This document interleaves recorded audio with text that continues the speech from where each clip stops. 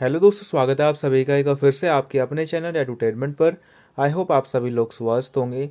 दोस्तों, एक नई चीज़ सामने निकल के आई है। 14 अक्टूबर को जो री एग्ज़ाम की जो आप लोगों की शिफ्ट थी, वो अब तक की सबसे ईजीएस्ट शिफ्ट बन गई है। अब वो ईजी बनने का क्या कारण है, वो मैं आप लोगों के साथ शेयर करना चाहूँगा और इस वीडियो को आप लोग ज़्यादा से ज़्यादा शेयर कीजिएगा। साथ ही ये टीचर्स कहाँ हैं, इनका अभी तक कुछ भी अता पता नहीं है। ये शॉर्ट्स बनाने के लिए आते हैं, फिर वो चले जाते हैं। ना ही इन्होंने अभी तक इस चीज़ को उठाया है। और अभी आप लोगों को कुछ देर बाद जो है, अभी सबकी आंसर की नहीं आई है, थोड़ी देर के बाद आप लोगों को टेलीग्राम ग्रुप पे इनके स्क्रीनशॉट देखने को मिलेंगे, जिस पे लिखा होगा कि आपकी वजह से मैं इतना कर पाया। ठीक है, लेकिन इन जो रियल इशू है, इनको कोई नहीं उठाएगा।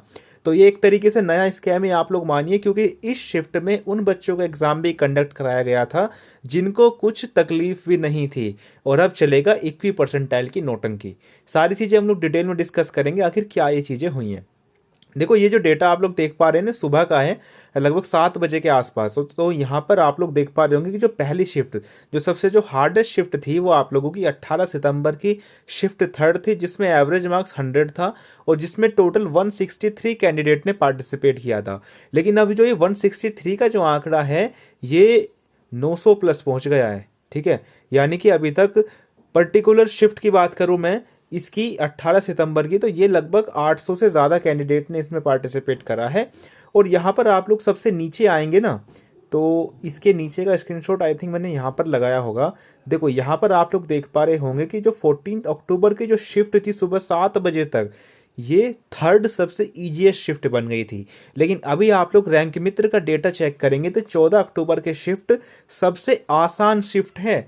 लेकिन जिसने भी इसके अंदर पेपर दिया है ना, उसको पता होगा कि ये सबसे आसान शिफ्ट नहीं थी। मैं नहीं कह रहा कि सबसे हार्डेस्ट शिफ्ट थी, और ना ही मैं कह रहा कि ये मतलब ऐसी शिफ्ट थी कि इसमें कुछ भी नहीं हो पा रहा था, ऐसा हो रहा था।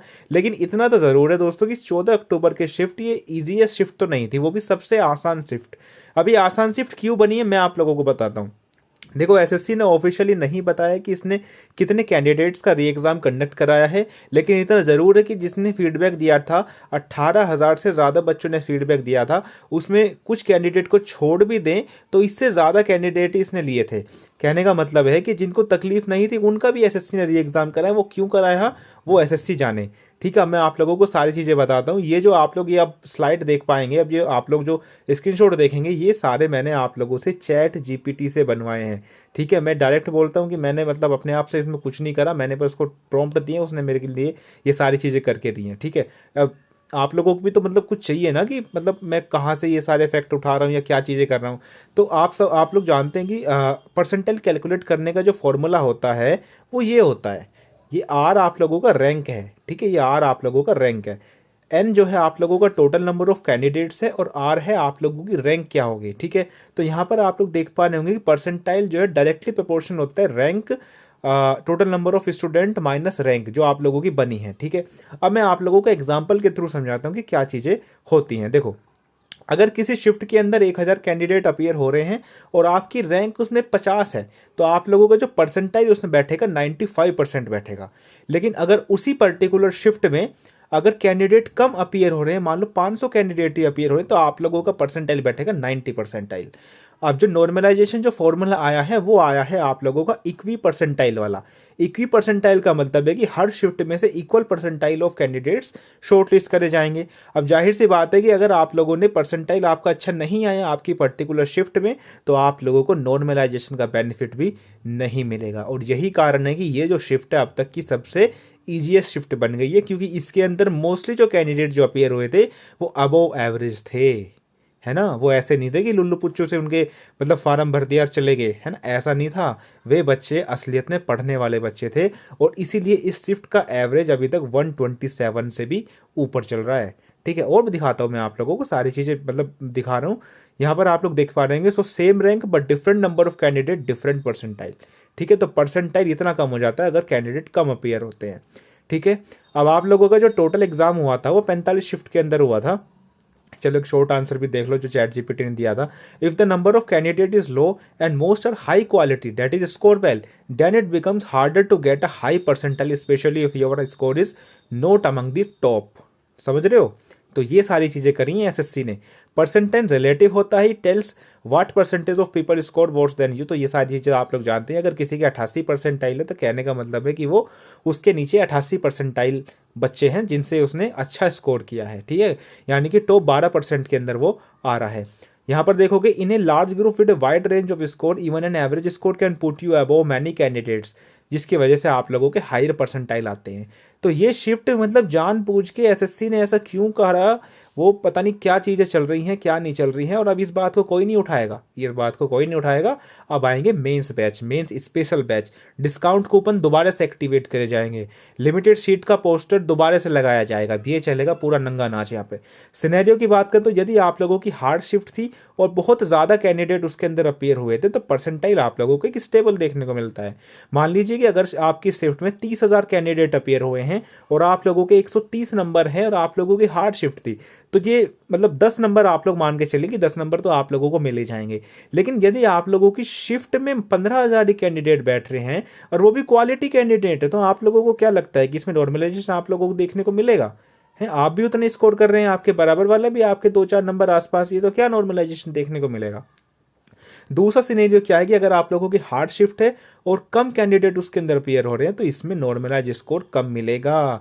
ये बात आप लोग गांठ बांध लो, ठीक है, नॉर्मलाइज स्कोर नहीं मिलेगा।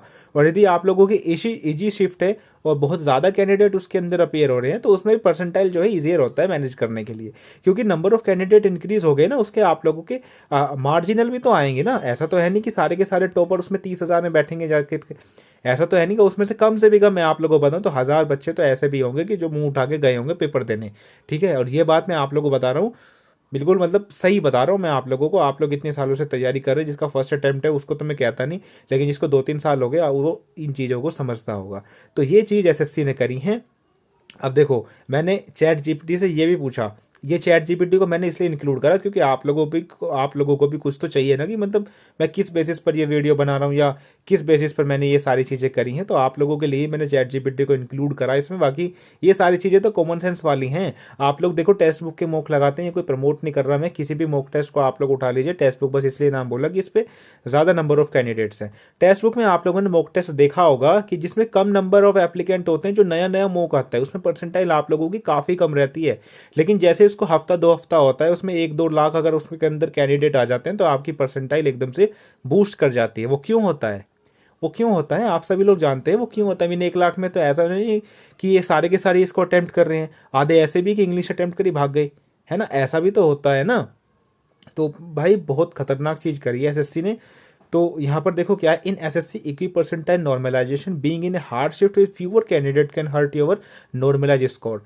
That's because your percentile is lower due to small group size and the percentile is the basis of score for mapping.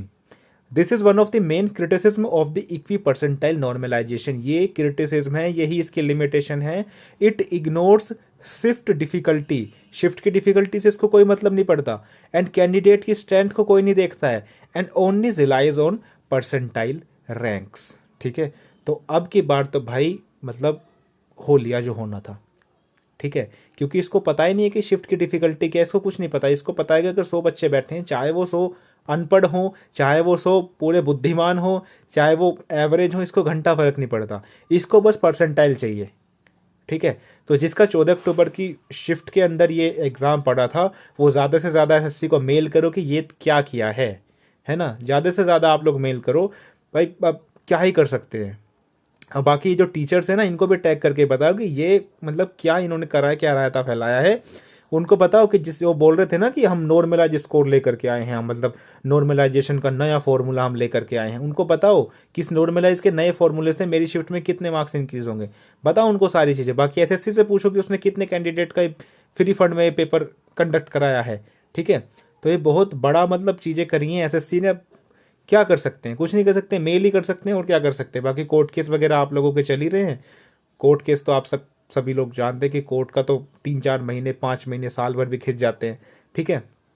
तो यही था दोस्तों इस वीडियो में, बस इसका मोटिव यही था कि आप लोगों को पता चले, साथ ही जो दूसरी शिफ्ट वाले जो कैंडिडेट हैं उनको भी पता चले कि कैसे चीज़ें चल रही हैं, ठीक है। वीडियो थोड़ी सी लेंदी होगी पर आई होप कि आप लोग इस वीडियो में बिल्कुल भी बोर नहीं हुए होंगे। बाकी टेलीग्राम ग्रुप पे आप लोग हैं ही, बहुत सारे टेलीग्राम ग्रुप आप लोगों ने ज्वाइन कर ही रखे होंगे, वहाँ पर देखो 14 अक्टूबर की शिफ्ट में क्या हाल है। ठीक है, मैथ रीजनिंग चलो ठीक है कि मैथ रीजनिंग तो सब कुछ ठीक ठाक ही है। ठीक है, बाकी इंग्लिश जीके तो आप लोग देखो, जीके को इंग्लिश को उठा करके देखो, जीके को उठा करके देखो कि इंग्लिश और जीके में क्या चीज़ें चल रही हैं उस शिफ्ट वाले पर्टिकुलर कैंडिडेट्स की। ठीक है, उन चीज़ों को उठा करके देखो, तब आप लोगों को पता चलेगा। ऐसा नहीं है कि भाई 14 अक्टूबर की शिफ्ट हॉट इसलिए थी कि मेरा उसमें पेपर था, ऐसा कुछ नहीं है भाई, ऐसा कुछ नहीं है। आप टेलीग्राम ग्रुप पे जा करके देखो क्या हाहाकार मचा हुआ है। ये शिफ्ट ईजीएस्ट तो है ही नहीं, मैं आप लोगों को फिर बता दूं, ये सबसे ईजी शिफ्ट है ही नहीं। बाकी आंसर की सर्कुलेट होती रहती है, आप लोग वहाँ से उठा करके देख लीजिए। ठीक है, तो यही था दोस्तों इस वीडियो में। आई होप वीडियो आप लोगों को पसंद आई होगी। सब्सक्राइब लाइक मैं कुछ नहीं बोलूँगा, लेकिन शेयर जरूर करिएगा इस वीडियो को। चलिए जी, धन्यवाद।